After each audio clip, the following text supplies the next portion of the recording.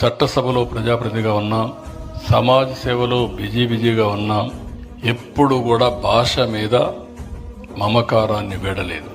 తెలుగు భాషా సంస్కృతికి పనిచేసిన వ్యక్తి ఘంటాపదంగా చెప్పగలుగుతాను, మండలి వెంకటకృష్ణారావు గారు.